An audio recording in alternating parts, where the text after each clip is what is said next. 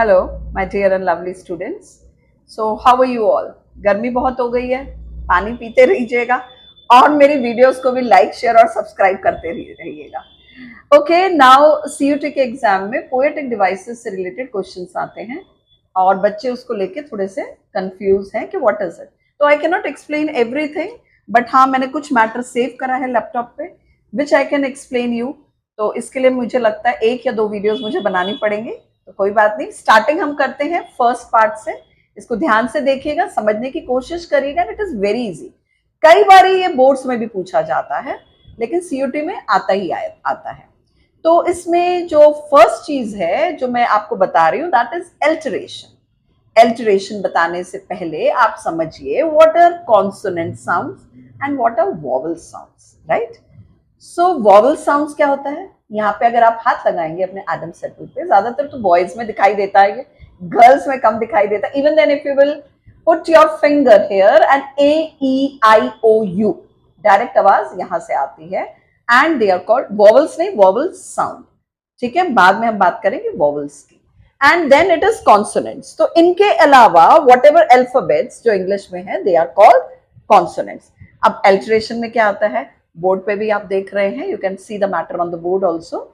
इसमें it involves the repetition of consonant sounds at the beginning of words. At the beginning of words, remember this. इस line को आप mark कर लीजिए, repetition of consonant sounds at the beginning of words. शब्दों के शुरू होने से पहले ही ये साउंड आने लगता है in a line or a phrase, यानी कि complete sentence or incomplete sentence, ठीक है। It creates a rhythm and often establishes a particular mood or tone. एक tone में, एक flow में, एक rhythm में जाता है।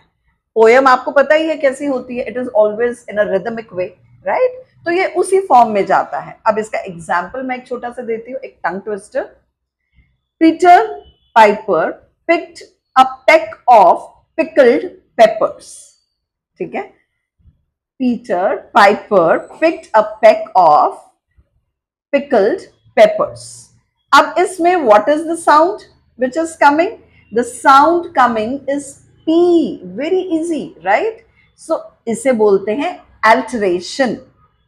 Now the second one which I am giving is assonance. Now what is assonance? अब assonance में क्या आता है? Repetition of similar, mark it, similar vowel sounds within the words. शब्दों के बीच में आपको recognize करना पड़ेगा। Little bit tougher than first one, right? And इसमें ये क्या create करता है? Internal rhythmic within phrases or sentences, correct? बड़े easily मैंने layman language में explain करा, इससे easy language में मैं आपको explain नहीं कर सकती हूँ। Let me give you one example and you can view the board also. The example, Edgar Allan Poe की एक poem है, poem और poem भी correct है। So a very famous poem, The Raven. The Raven भी बोलते हैं, The Raven. Basically it is Raven, RAVEN. इसकी एक line है, and the silken sad uncertain rustling of each purple curtains. ध्यान से इस लाइन को देखिएगा और सोचने की कोशिश करिएगा इसमें क्या रिपीट हो रहा है। इसमें बार बार रिपीटेशन है यू आर साउंड की, correct.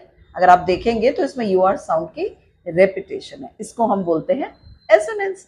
I hope I have solved your problem and keep watching my video और नेक्स्ट वीडियो का इंतजार कीजिए।